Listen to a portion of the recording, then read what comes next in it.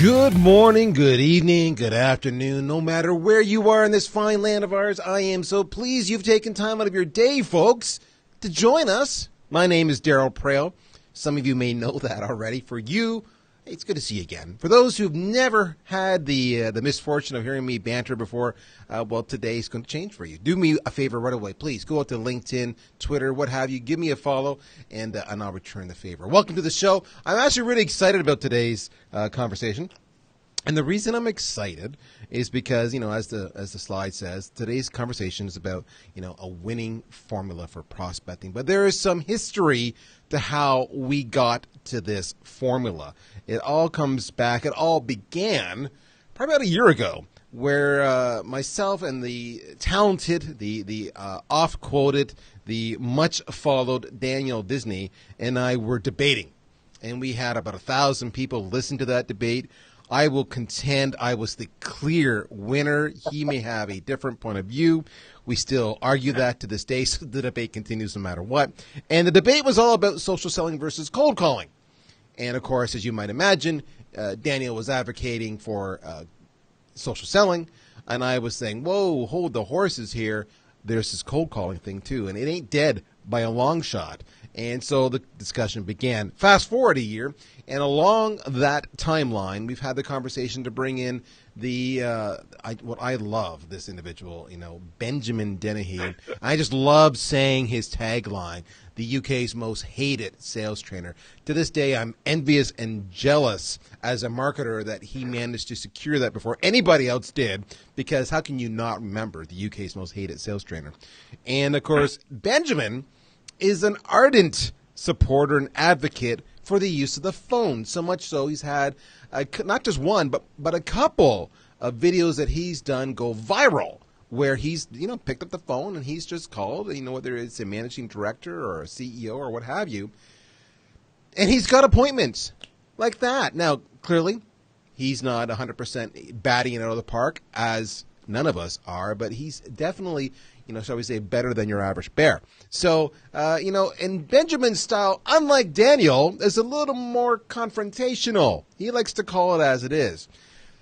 So here we are now, and we're kind of saying, okay, let's just put it out there. The winning formula, I'm going to give away the secret sauce right away, is you have to do everything. And some of you are listening here and saying, yeah, I know that, but I really prefer email. Oh, I really prefer social. And there's probably a very small percentage of you, perhaps closer in age to me than they are to Daniel, who are saying, yeah, the phone is where it's at. And the fact of the matter is the winning formula is truly all three. I've got a bunch of stats here in front of me that I'm going to share with you today. We revealed these recently at the AAISP Leadership Summit in Chicago within the last month. These are preliminary stats where we interviewed thousands of buyers and asked them how they wanted to be engaged, as opposed to we, salespeople, believe that we should engage. So we'll bring that into it. But that's today's conversation, is we're going to go through it, and we're going to actually pick apart some of the misgivings you might have about using all of these. We're going to rip apart some of the excuses you have for not using all of these, and then we're going to try to coach and encourage and explain why you want to use all of these, even if you may not be good. So I understand not all of you are good on social media. Some of you, many of you, are lurkers. You prefer to just stay there. And for being bold for you means doing a like. And if you're really outrageous, it's a share. But heaven forbid you actually add any comments on that. That would be bad. So, because that's just crazy talk. And don't ask me to send a video message or record a voicemail on LinkedIn. I don't think so. All right. And of course, the phone, like, who answers the phone, right? That's what we hear all. I can never get a hold of anybody. But I can know what the stats here. The stats say otherwise, despite what you might think. So I thought, let's just get everybody together. Let's get the UK's most hated sales trainer. Let's get the social media savant who's approaching 500,000 followers, if he's not already hit that milestone, who can actually give us all their input. And I'm frankly looking forward to watching these two gentlemen argue a little bit about what's better. So that's that. Let me go on to number 2 slide here. The ground rules are very straightforward.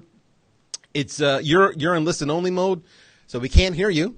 But there is a chat window, and please go on the chat window. You may have to refresh your chat window. If you got in a little earlier and you're not seeing the messages, just hit refresh and you should be good to go.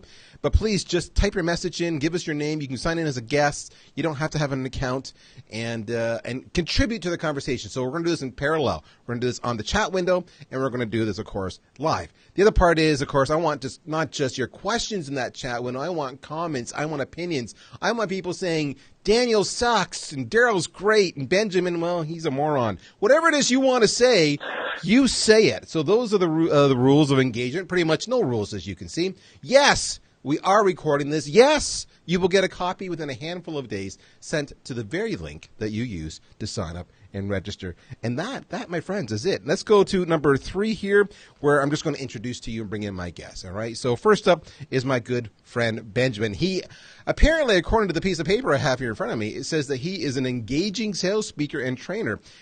I'll let you be the judge of that. Who will explain that the barriers, it's true, listen to him already. The barriers cemented within your selling process is your parents' fault. Don't you love that? It's not your fault. It's your parents' fault. He brings an antipodean brutality, and let me just say emphasis on the word brutality, and charm, have never seen that, to the sales experience that many have never encountered before. He has a no-holds-barred approach. He will educate, inspire, and motivate, and he will help your salespeople understand why, and importantly, how to overcome many of their daily sales frustrations and struggles. You can check him out at UK's most hated sales trainer.com. Benjamin, welcome to the show, my friend. It's good to be here, Darryl. Thanks for having me. Nice to see the hairs getting lighter day by day. It's always a pleasure to see. Good to see Daniel too, my old friend and sparring foe. He's looking as fit as ever, so that's good to see. It's good. He's been working out for today by the looks of it. He's looking rather rugged, isn't he? I got to tell you that. For those who don't know Daniel, he is one of the world's leading social selling experts, as I've said. He is the founder of The Daily Sales. It is probably, if not, definitively, the most popular community for salespeople on LinkedIn. His content has reached literally tens of millions of people. He has an impressive audience of, as I said, approaching 500,000 followers. He claims it grows by 10,000 each week. I'm a marketer. I would love to see those numbers and know how he does it, because I find that so annoying that he's kicking my ass in the social media front. He apparently is the 16th most influential sales expert, as you can tell. We couldn't get 1 through 15, so we settled for Daniel. He is the man when it comes to social selling. Daniel, my friend, welcome to the show. Darryl, thank you for having me. I think a year ago we had our debate, which was brilliant, and whilst I won, I'm very humble about it. It was a good debate, but actually to come together again and bring in Benjamin, who is an absolute cold calling legend, I'm really excited to stop the arguing as much, but actually try and fill this with value and tips and actually show people how they can leverage these amazing tools to their full potential. All right, so we're already getting yelled at by the audience. My good friend Duncan online here is saying it's taken a long time to get to the point, so let's get to the point. Let's go to slide number 4. We'll talk about exactly. I'm thinking Duncan is not Canadian, so there we go. Today's format is very straightforward. We're going to cover off social selling and cold calling and talk about the mix and the use of both. Talk about how to get started, how or when you should combine them, the role of content. We haven't touched that, but the role of content in sales follow-up, and then how you can actually, enhance the whole process to make it really easy for yourselves with technology. So that's kind of the outline. Let's start off with the next one, which is what is the winning formula for prospecting? Let me throw it out there. I'm going to go with Daniel first in this one because I already know what Benjamin's going to say. But Daniel, what, in your opinion, because, you've actually taken a lot of heat on being so strong and ardent around social. Sometimes some might suggest at the expense of other channels. So let me ask you this. What is the winning formula for prospecting? And before you answer that, Duncan is from Glasgow, Scotland. So there we go. Leave it to a good Scot to tell us when we're screwing things up. Over to you, Daniel. The winning formula, and I mean this is going to be by no surprise, and I've always tried to be as clear around this as possible, is to use all of these platforms. And I use the analogy of those wonderful sort of square finger mazes, and you'll have a couple of doors to go in, and you follow them around. One of them leads to the middle, the rest lead to dead ends. And in prospecting today, each of those doors represents a channel. It could be the phone, it could be social media, it could be email, face-to-face. And the reality is each of your prospects is different. So some of your prospects out there will never answer your calls. That's just a reality. But they'll engage with you via social or maybe via email. And equally, some of your prospects will only speak to you via the phone and they're not going to engage through social and email. So as a modern day salesperson, the real way to succeed, the real formula is to use as many and obviously ultimately all of those communication channels to effectively reach the most amount of prospects. Now, Benjamin, I mean, we did start the webinar kind of saying, here's the winning formula. But in your opinion, because you are so ardent in your use of the phone, and that is really what you're known for. That's probably where you make much of your revenue in your own business. You tell me, because actually I watch you, and you're interesting on social media. You do use it, and you don't pull punches. And you stir the pot, but social media it's not something you've been doing for forever. I mean, am I wrong, or is that something you've kind of really embraced in the last year or two? I've embraced using social media in the last, I suppose, it'd be 18 months. I think it was October 2017 I started using it.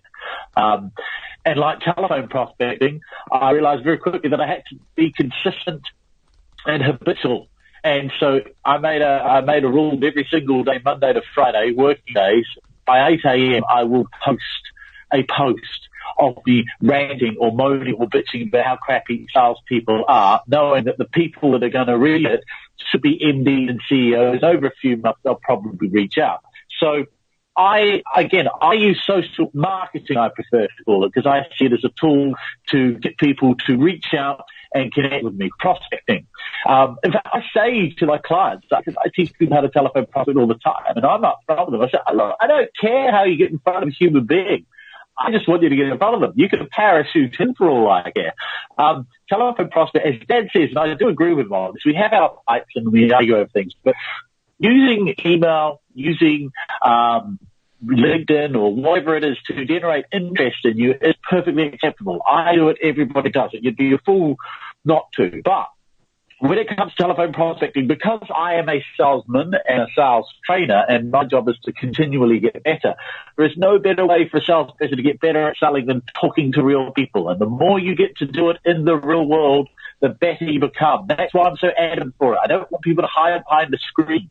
I want them to actually talk to a human being. So that's why I'm so passionate about it, because it is the best, it's the cheapest and freest learning place, the phone. It costs nothing to call anyone. All right, so a couple things. We're already getting people, I love it, engaged on the chat. If you haven't, please do that. Yeah, if it's not working for you, just hit refresh, as I mentioned. We've got Woody out here saying stats, and I've asked him for his reference, but I love his reference. He's saying stats are stark. Less than 2% of cold calls result in a meeting. How do you respond to that, Benjamin? Benjamin's frozen. Look at that. He looks beautiful. We'll bring Benjamin back. I lost connection. There we go. The poor guy.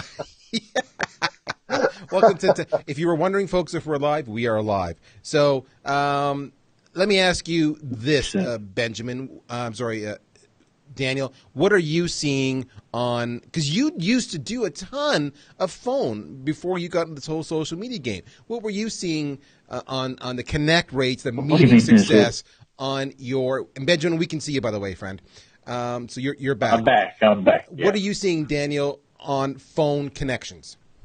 Yeah, so I mean, I spent 10 years cold calling, and actually I really agree with what Benjamin was saying. As a salesperson, possibly the best way to learn is either on the phone or face-to-face. I mean, I did door knocking for several years, and trust me, that really grounds you into the core, skills for selling. And I kind of get the whole point of, hiding behind your computer. But again, it's that balance of leveraging the computer, the digital stuff, but also not being scared to pick up the phone. But fear goes both ways. So in my experience over recent years, I hear, and I saw this myself, and I hear it from the companies I work with, the sort of rates of engagement through the phone are dropping. And it's not to say the phone is dead, but our communication preferences as a society, as a culture, whatever, is changing. So I don't know what the future holds for it, but right now it is still viable. And if 2% converts, that's 2%. 2%, that's business. Okay, and so as a salesperson, we need business. I don't know where that stat comes from, and I don't know actually how you measure stats on whether or not phone calling works. Unlike internet, it's not as measurable. But I mean, I've heard stats say 6% of direct marketing works. I mean, all outreach has a very, what you would argue, low conversion rate because you're trying to get in touch with people who perhaps won't be gotten in touch with. So you can banter any statistic you like.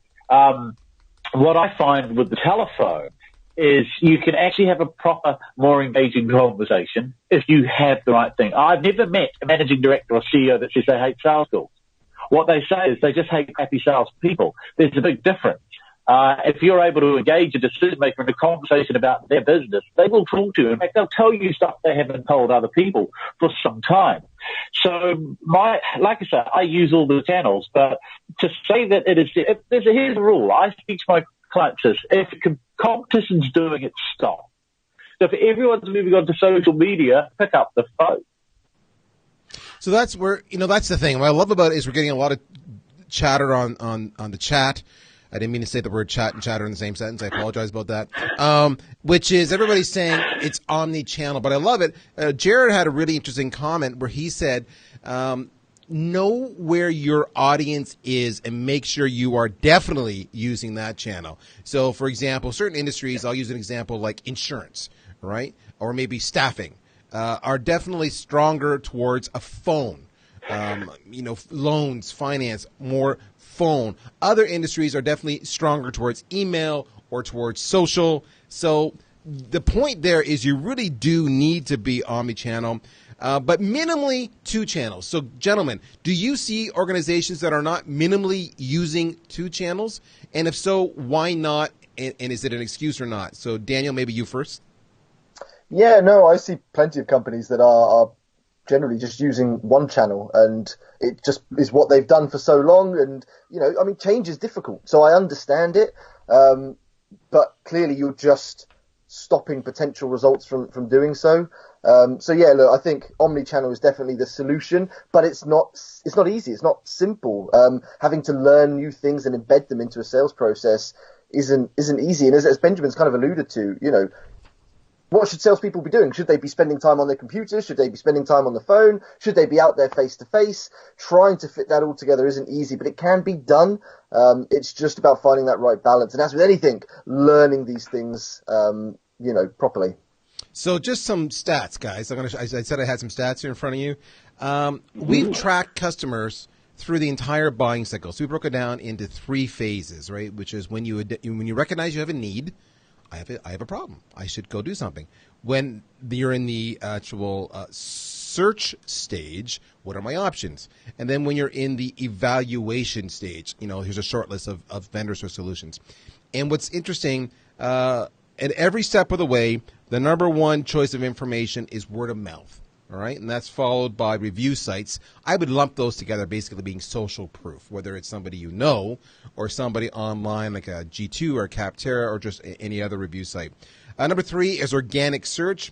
Number 4, no matter where you are in this industry, is contact by a salesperson. All right, so that means phone. Just we're clear in that. And that actually jumps up to number 3 when you get to the evaluation stage. Then it's exhibitors, then it's social media. So just so you know, we did not track email. Contact by a salesperson could be email or phone to be specific. The thing that's of interest is this. When it comes down to what is the preferred way that a prospect wants to engage with you, and we ask the buyers, again, at the need stage and at the search stage or at the evaluation stage, number 1 is email. And then drop that by half and it goes to phone, and then drop that by half and it goes to social media. Now, the phone catches up as the sale progresses. So from the need to the search to the evaluation. It never, ever passes email, but it does catch up.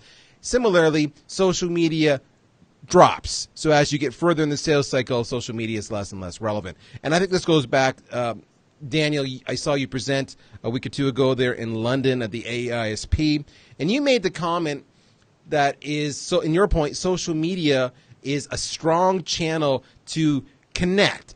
Benjamin just talked about that as social marketing. I'm not going to get into that conversation, but his point was there is no selling. And you said the same thing. You said once you establish a connection on social, then you take it offline, whether it's email or phone or both. Agreed? Did I capture that right? No, Darryl, you did capture that right. Social media is a fantastic door opener, hence why it's a great prospecting tool. It gets you into the room as such to have a conversation with a prospect that you can then take into email, phone, face to face. What I will add is social media doesn't stop there, because there is all the research you can do throughout the process, whether it's helping with the evaluation stage. You can build relationships throughout that through engaging in their content, so growing that relationship. So it doesn't stop, but it certainly has its strength right at that sort of early prospecting stage. All right, so Benjamin, I'm going to throw it at you and give you the hard question, which is if the stats bear out that the phone is important, and everybody here online is saying omni-channel, they're all saying the right thing, but we don't see it happening. So phone is at least number 2 behind email. Why are they not using the phone, Benjamin? Have you spent any time with any real salespeople? My goodness, the best place for them is probably behind an email. I mean, they shouldn't be let loose with real human beings a lot of the time. I get in front of a lot of owners of businesses, and I've never had them say, Benjamin, you know what, I just wish my guys spent more time on their computers, more time on LinkedIn, more time on Facebook. They say to me, why do they not just pick up the bloody phone and try and talk to somebody? And that's where people are using it as I see it as a channel. I'm not going to dismiss you shouldn't use it. I don't get it, but it is often used as a mechanism to avoid doing the hard part, which is talking. That is tough.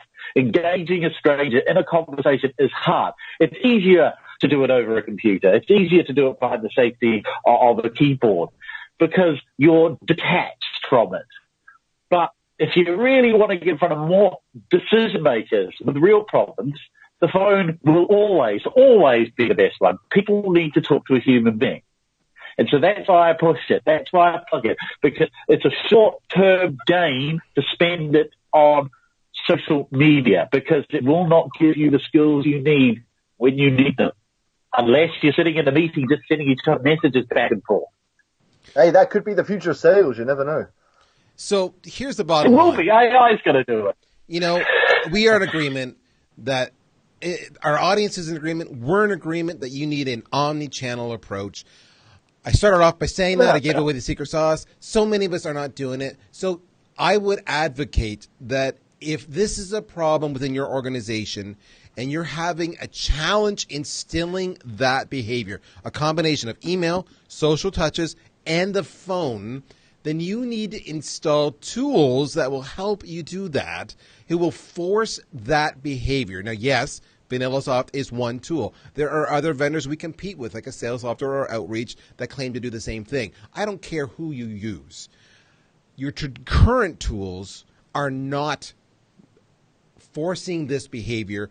That's a simple way to change that within your force, and that we can have multiple touches in multiple days. Let's go on to the next slide, talk about getting started, all right? And we're going to do this in 2 parts, guys. The first part is we're going to go through to Daniel and ask him how to get started on social, because there is a large segment of you who simply are not engaged on social, or you think you are, but you're lurking or you're just liking and you might be sharing. But other than that, you're truly not engaging, which means your audience, your target, your prospects really don't know who you are because nothing is yours. So, Daniel, how do we get started if I am hesitant, if I am cautious, or, as I alluded to, if I think I'm active on social, help me do an assessment and tell me if I truly am active on social. Be blunt, be bold. I'll be as blunt as I can, Darryl, in my typical non-blunt way. Best place to start off with is with your profile. So it doesn't matter how you're reaching out. If you could be making cold calls, as I'm sure Benjamin makes hundreds of cold calls. Now, some of them will answer, some of them won't. What a lot of them will do is they'll go and look at Benjamin's profile on LinkedIn, which is why it is the foundation of social. And regardless of how much you want to utilize it, at a basic level, make sure you've got a perfect LinkedIn profile. So when people do come there, it has a good impression. For a lot of your prospects, that's the first impression they're going to have is your LinkedIn profile. So again, make sure you've got a professional photo done. Utilize the background space. Make sure it's nice and clear and tells them what it is you do. And then make your summary a nice elevator pitch piece of content where don't just talk about how amazing you are at sales, but make it customer focused. Talk about how you help people, why you help people, and how you have helped people. Make it nice, clear, easy to read. Again, you want them to look at it and know what it is you do, and if they are interested or have a need, feel comfortable being able to talk to you. So maybe they'll answer the next call that you make. Maybe they'll call you back, or they'll respond to you via other methods. So for me, your profile is the best place to start.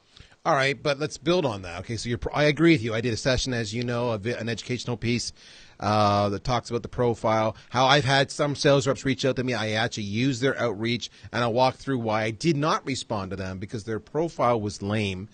But beyond that, a big part of when I walked through it was their posting history. I really didn't see any frequency, and I didn't see any value add. So let me explain as a buyer what I'm talking about here, guys, okay?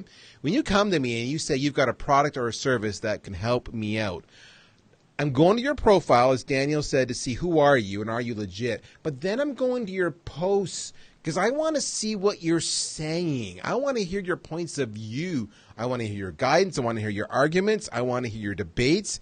Because in that, I can pick up if you're a subject matter expert. And if you are a subject matter expert, then I think you might have wisdom and knowledge that I don't have, and I will reach out to you because I want that so I can improve my operation. If I see no posts, or I see infrequent posts, or I see you're just liking and sharing posts and adding nothing of your own opinion to it, I discount you and I move on. And Daniel, can you talk a bit about that?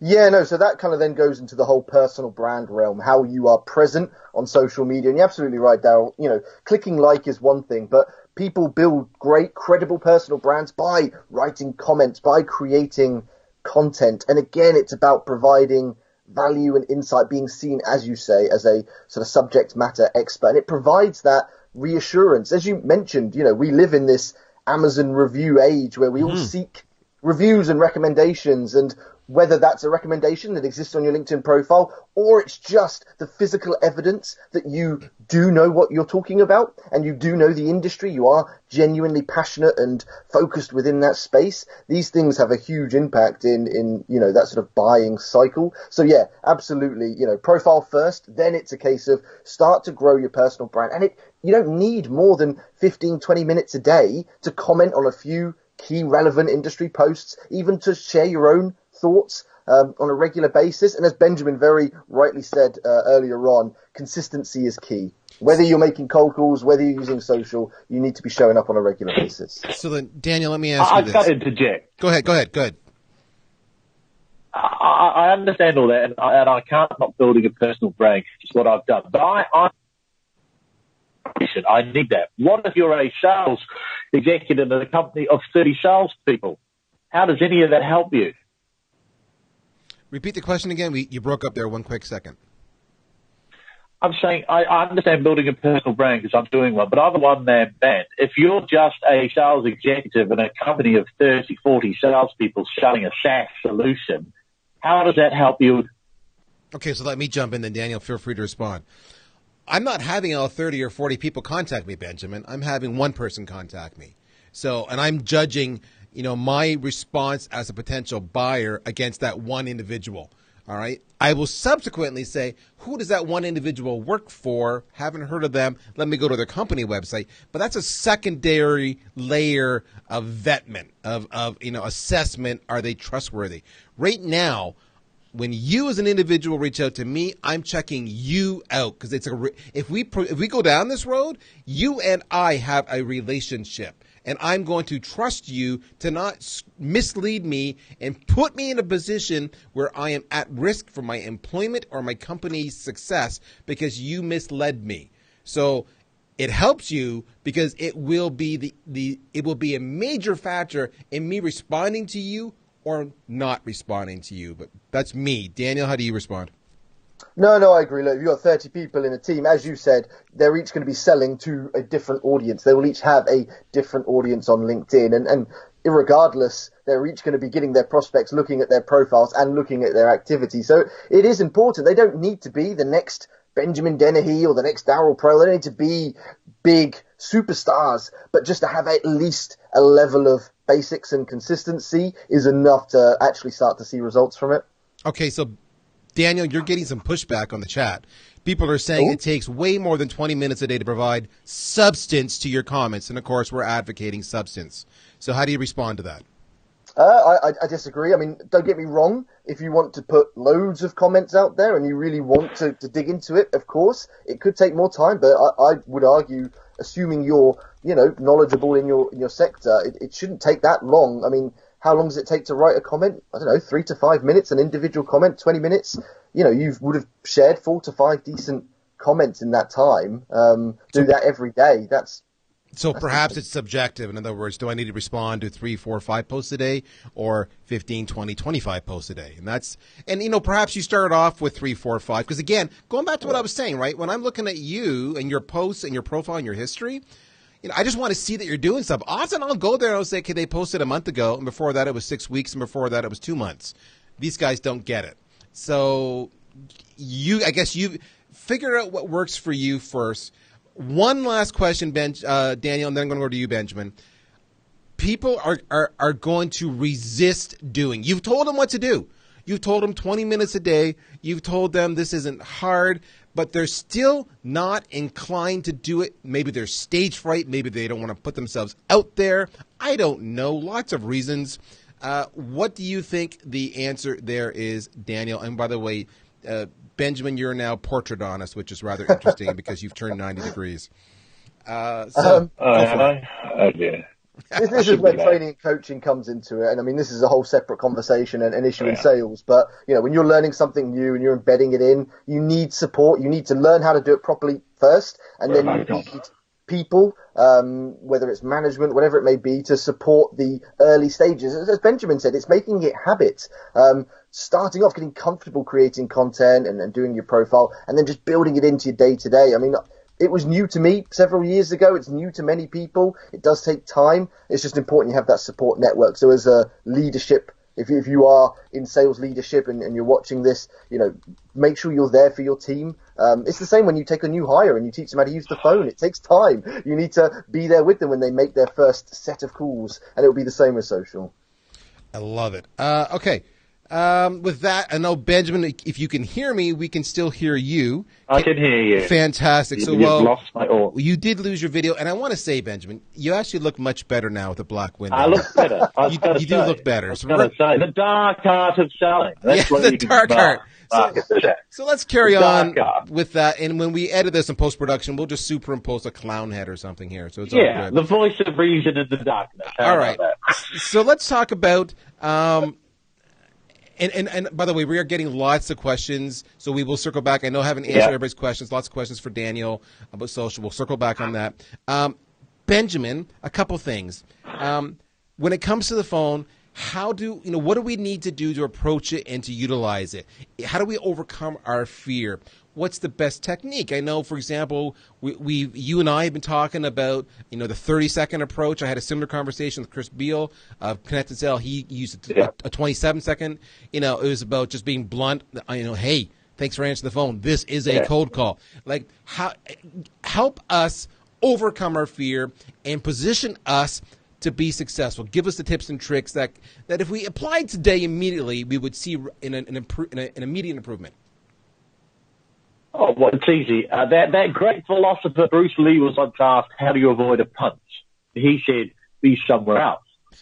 So, no, it's quite good. So the art is most salespeople struggle with telephone prospecting because they phone up to talk about them themselves, which means if they reject what you're saying, they're rejecting you. They're rejecting your company, and people take that personally. So the rule I teach is never talk about you, your product or service, because no one cares.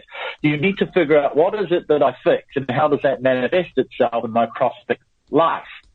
Talk about that. Because then if they reject it, all they're rejecting is the problems, not you. So that's probably the easiest and most direct way. Can you hear me, by the way? We can. So you've been online doing sample real life cold calls. Yes. And you've been getting some pushback because you've had success. So for the audience who haven't seen your videos, describe the approach you use, and then I want to hear the pushback you've gotten as a result of that success. Well, so the first thing I do is whenever I get through to a decision maker, is I tell them it is a sales call, and I give them the option of hanging up. Now, there's a small group of people out there that hate that. They say, oh, that's stupid, and if you gave me permission to hang up, I would hang up. Well, fine, hang up. I just said you could. I mean, how can that upset me? So what happens is 9 out of 10 times, most people will say, well, I don't know, it depends. What's it about? Or what are you selling? Or what is it? And there is a psychology behind why I tell someone to do something. I'm appealing to their inner rebellious child that doesn't like to be told what to do. So when I tell it, do you want to hang up? Its reaction is no. People don't realize this. That's the power behind it. I'm more likely to get them to say yes. Secondly, I don't want to talk at a stranger who doesn't want to talk to me. The moment they say yes, or what's it about, you can talk to me, it's now permission-based, which means it's no longer a cold call. Again, salespeople don't realize that. As soon as someone says you have permission to talk to me, it's not a cold call anymore. So how do we make cold calls easy? By turning them into permission-based conversations. I mean, it's not that hard. And then I follow it up with a 30-second pitch or a 27, however you want to do it, where I talk about what I fix. I don't talk about me. And that works because if somebody says, yes, I have those, we'll probably have a chat. If they say, no, I don't, then I'll move on to the next prospect. Not everybody needs what I have. That's it. So I want to address something. A lot of people don't use the phone because some will feel it doesn't work. And you've proven it works just with your viral videos where you call people and you get into the MD and you physically schedule appointments. And you're the first to admit it's not successful every time, but it is successful way more than people expect. That's the first part. Yeah. The second part is I think people are looking at this wrong. So right now, if you can see, I'm holding up a glass. Now, I know you can't see it, but I can tell you right now, the water in this fine glass is at the midway point. So is this glass half empty or is this glass half full? Well, here's the thing. I think most people view... I ordered a cheeseburger. Well, and that's why he's the UK's most hated sales trainer, because he takes me off topic. The issue there is I don't make a phone call because I'm going to get rejected or no one's going to answer or it's a waste of time. Whereas so that's half empty.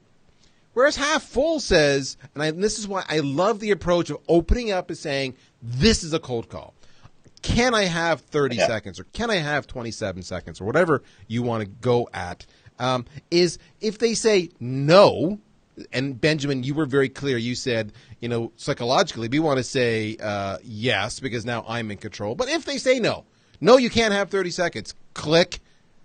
That's great. This is half full because you know what I can do now? I can make another call and I didn't waste 5 or 10 or more minutes on a call that was never going to go anywhere anyway, which means I have a higher probability of hitting my numbers because I'm calling people who want to talk to me. I love that. That's a mindset. It is. It's simple. It is a mindset. And look, when I pick up the phone, what's going through my mind is simply this. If the person at the other end of the line has problems I can fix and they acknowledge they have them, this is probably the best damn call they're going to take all week, maybe even all year. So why would I be scared to pick up the phone to talk to somebody who says, I don't have those problems? Good for you, buddy. I'm going to move on to someone that does, because that's why I'm in this business. I didn't come for the well, I came for the sick. So I love that. Again, I'm going back to what you just said, was you had a mindset. Screw you, buddy. I'm going to talk to somebody who cares about this. That's a mindset. Yeah. But I'm looking at the chat window and I love what I'm reading here is not uncommon because there's consensus happening on the chat where they're saying another problem with the phone is the stigma attached to it. It's pretty depressing when you're talking to gatekeepers all day long. People always put themselves in a position of power when answering. That was the comment.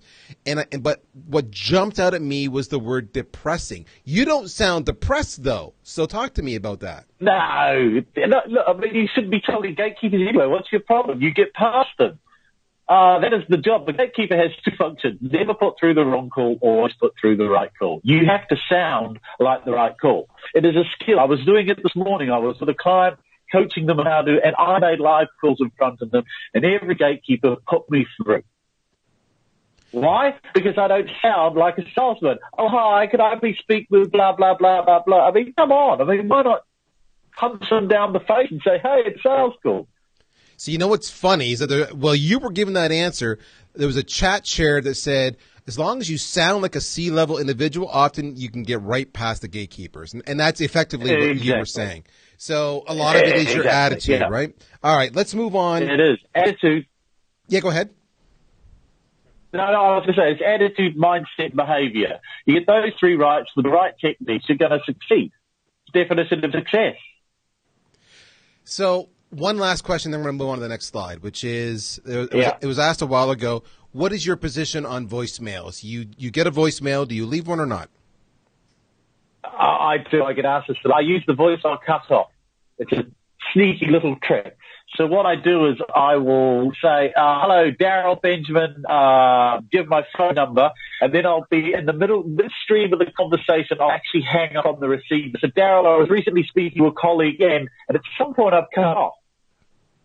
4 in 10 managing directors, curiosity killed the cat. They think, was that important or was it? I don't know. And they phone me back.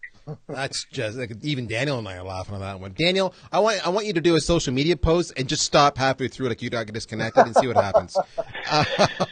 All right, we're gonna move on to slide number 8 about combining everything, because that was really the secret sauce, right? We're bringing it all together. So I'm gonna throw something out there. You guys talk. Does it make sense? Do we have consensus that a great way to initiate a relationship with a prospect is through social media and or email, or should I do all three, including the phone? So in other words, when do I bring the phone in? Is it there from the beginning? I had said earlier you want a cadence of multiple channels, but what's the best way to start? Dan, I'll go with you first. What do you think? And I think I know what your answer is going to be, but go for it. I mean, I would say social, obviously. I think it's the best place to start. Either Resubs or Benjamin, obviously, is going to have a different opinion, but it's not to say the phone and cold calling are two very different things. I think reaching out on LinkedIn, connecting, maybe starting a conversation, engaging in content, all those things you do in the world of social selling is a greater place to start than picking up a cold call. But then that being said, there are going to be people you reach out and they're not going to get back to you. So for some of your prospects, actually a cold call being the first sort of touch point is going to work. I don't know. If I had a prospect, I would literally work through a checklist.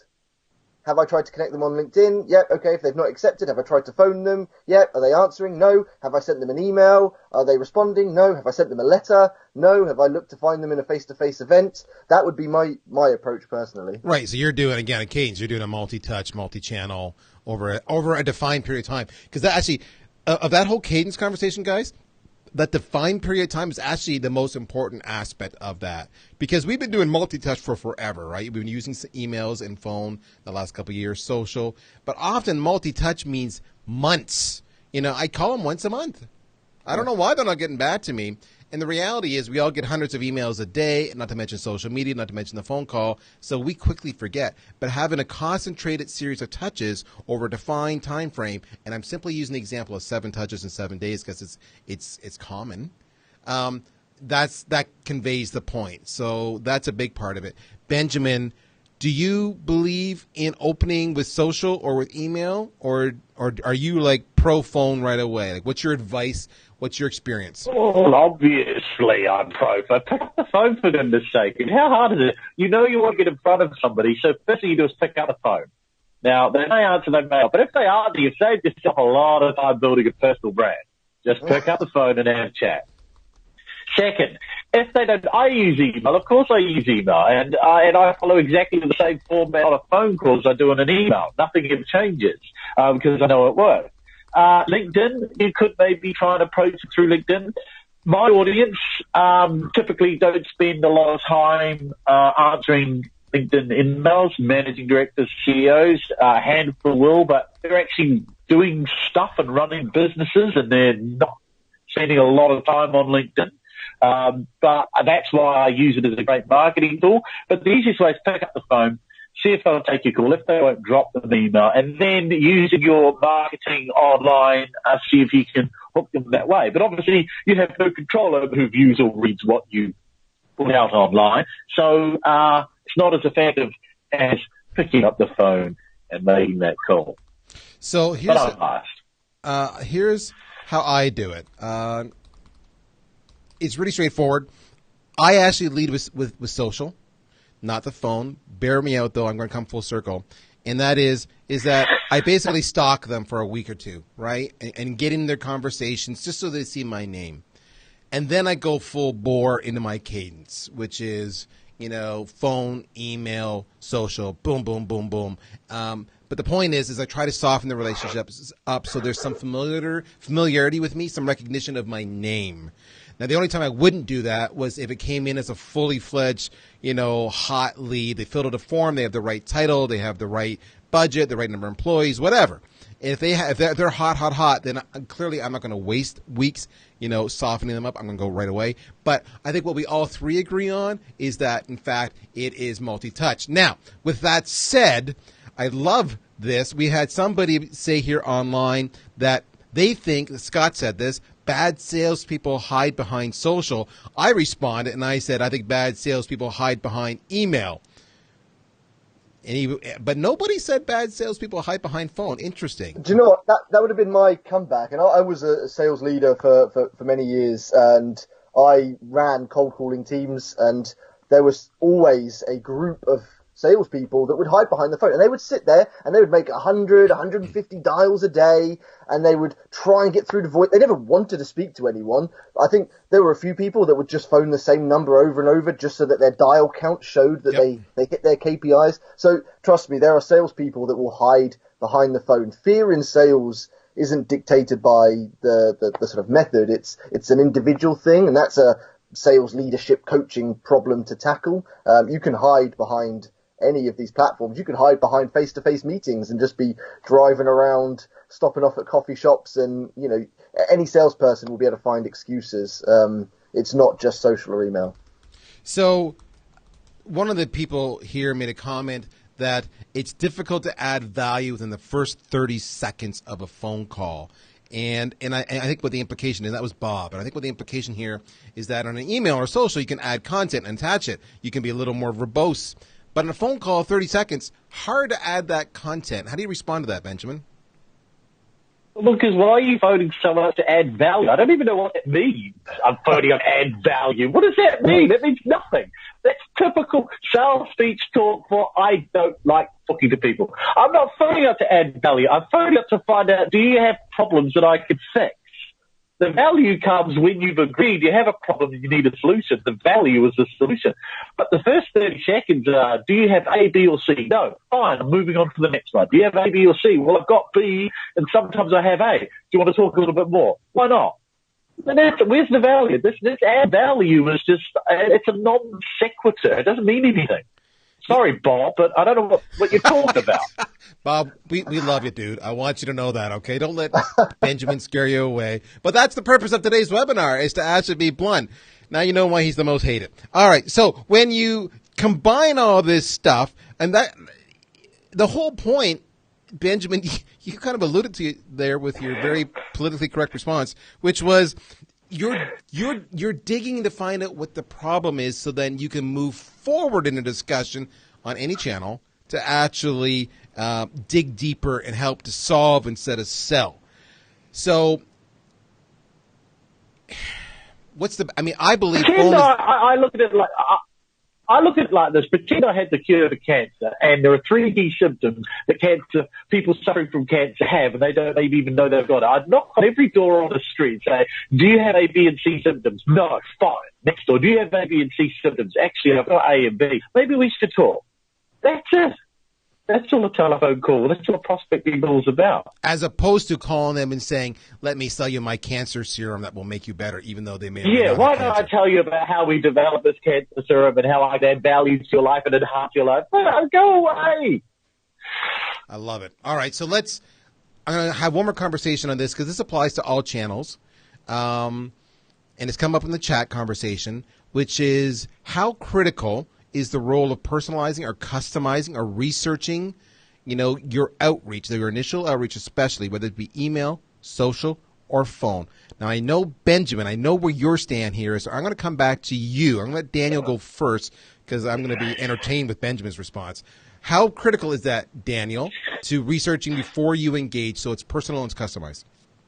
I think it's very critical because if you don't, you're going to end up spamming. And don't get me wrong, Benjamin's approach is very much, you're going to ascertain that within the first 30 seconds, fine. But I don't know, as a salesperson, I've always tried to be as efficient as possible, and I value my prospects' time as much as my own. So I will try and qualify as much, or at least gain information that I can leverage within that phone call, that social outreach, that email, whatever it may be.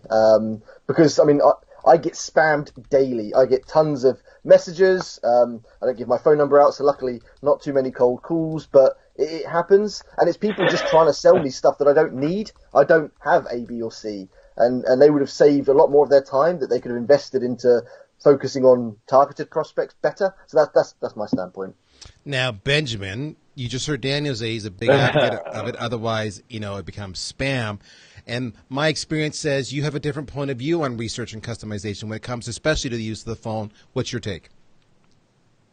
Well, funnily enough, I was just with a marketing agency this morning trying to get them to pick up the phone, and I said, what are you doing? I've got to research the company before I call it. It's like, why? These people help with the website. I said, do they have a website? Yes. Fine. Could they have one of these 3 problems? Yes, they could. Then pick up the phone and ask. You don't need to do any research. Research is often used as an avoidance and procrastination tool by salespeople. Then after that, they blame the data because the data's the next problem. It's not their fault, the data. Then they say they can't, no one answers. Then they say they can't gatekeepers. Then they finally get through and say nobody's interested in what we have. So there's a litany of excuses as to why they can't do their job. Look, research is another tool. Again, if you're sending out email, then obviously you're going to have a little bit of knowledge about who you get. But at the end of the day, I'm only going to be targeting businesses that I don't know, but I believe could have these problems. As far as I'm concerned, that's all the research I need. Do you have salespeople? Yes. Do you sell in the UK? Yes. You're probably someone I may be able to work with. I'm calling you. Job done. So I'm going to bias myself towards Benjamin here. I still love you, Daniel. And here's the example, right? I'll build on Benjamin's cancer example. Do I research and say, does this prospect have a history of cancer in their family? Have they visited a doctor lately? Have they Googled any term that says cancer? If they have, then that's buyer intent data, and that makes it more qualified, and I would love to know that. But I'm still going to call them and say, do you have these symptoms? Do you have these 3 symptoms? If you don't, great, have a good day. If you do, okay, now let's start talking. And I will personalize it by saying, dear Benjamin, as opposed to dear occupant. But that's kind of where I am. So I am on Benjamin's side on this one. I think sometimes research becomes an excuse to not do it. Well, you finally said something worthwhile, Benjamin. Come on, let's be straight here. All right. I translated it to Canadian, so there you go. Let's move on to slide number 9. We'll be quick on this one. We've talked a lot about conversations, but we haven't talked much about content. How critical is content in any of your outreaches? So where it's a phone, you're going to send them a piece of content. If it's email or social, you're going to share a piece of content. How critical is that? Who wants to go? When you say on the phone you're going to send them content, what's that mean? I think it's pretty straightforward. Even a Kiwi can understand this. You're going to send them an email afterwards with an attachment that has a piece of content. No, you're not. You're wasting your time if you're doing that. When somebody says send me some information, particularly in the United Kingdom, it's a very polite way of saying go away and die. That's what it means. Yeah? If you get to the point where the call ends with, can you see the information, you screwed the call up too early. Yeah, so no, you don't have to really, I never sent any information. I was expecting that from Benjamin. That's a good point. When a lot of prospects will try and push you away by saying, yeah, send me some information and then, we'll read it and chat again. And often it is just a push away. I mean, there's two types of content, Darryl, as you kind of alluded to. One is the content you would share that's got your information in, and obviously the other side of it is perhaps content that you might share on social, like the content that Benjamin shares, the posts, the engaging, provoking thoughts and things like that. Two separate types of content. I agree with Benjamin in, if you give too much information up front, that can be a risky process in sales, but certainly from a social media content perspective, I think it's absolutely critical, and it's something that all three of us leverage on a regular basis. All right, I'm going to move forward quickly to the role of technology, slide number 10, and basically, I'm just going to, in the essence of time, I'll speak to this one, and we'll let Benjamin and Daniel have a break. Lord knows we're tired of hearing from Benjamin anyway, right? So, with that, the truth hurts, my friend. So technology, I'm a big believer. Yes, I work for a sales engagement company. I'm not hiding that. But the reason sales engagement even exists is simply because there was a problem. In CRM, you would do an outreach. 48% of new leads that went into CRM never got contacted. If they did, 2 attempts only were made on average, and then they were forgotten about. And I even saw in the chat window early on in today's webinar that you need at least 6 to 8. Some industries are a lot more. So CRM is broken, and it's not a flaw against CRM. It's just a recognition that CRM is a list space, and it requires the user to click on it. If they don't click on it, or if they cherry pick, then you're screwed. And then it requires the rep to manually make another task to call them again tomorrow or next week, and then they may not have the right timing and they may ignore the task. It's just flawed. Sales engagement is a great platform, whether it's VanillaSoft, SalesLoft, Outreach, or other vendors who will actually help you systemize that process of omni-channel touches, sharing content, and making sure you're going to, be 100% productive and no lead goes untouched, no cherry picking, and you make those 6, 8, 10, 12 call attempts. So that's that. I'm going to move on to the very next slide, which is next steps, slide number 11. So, Benjamin, from a next steps phone point of view, what should our audience do today? Grow a pair and use it. Well, that's candid, but I understand your intent, which is just freaking do it. Stop making excuses.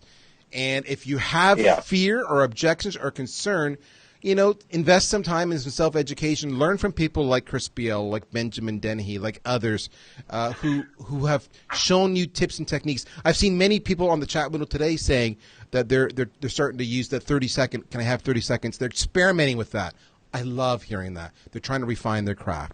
So from a phone, just do it, the Nike expression. Daniel, from the social media point of view, what do they need to do if they haven't done it already? A similar thing to Benjamin, just do it. So I would recommend definitely, get your profile up to scratch. If anything, just have the best possible profile. But then similar to what Benjamin said, just start using social and don't just use it from a sales perspective. Use it from a learning perspective, because Benjamin's sharing these amazing cold calling videos and posts on LinkedIn every day. And there are many other sales experts doing the same thing. I've learned so much over the years just from consuming content. So not only from leveraging it to sell, but also as a salesperson to learn. Just start being on there, spend 5-10 minutes a day looking at content, and you'll be surprised what you can learn. For the managers listening to this call, you've brought your sales team to listen to this. A lot of this is on you. You need to make sure your team is doing it. So, hold them accountable, because it's going to help them out in the end. With that, we're going to bring up slide number 13, and we're going to say if you want to reach Benjamin or myself or Daniel, you can check any of us out at the emails you see there in front of you. Please follow us on LinkedIn. You're going to love Daniel's content. He's got the daily sales, lots of content happening there all the time. We got Benjamin, who just calls it as it is. Not only will you learn, but you will actually be very entertained, and you might feel a little uncomfortable. For myself, I'm always out there with an opinion. I call myself the industry's most opinionated marketer. I am with VanillaSoft. Benjamin is the UK's most hated sales trainer. Daniel is with the Daily Sales. We are done here, folks. We hope you enjoyed today's call. We had a blast. We shall talk to you soon. Take care. Bye-bye.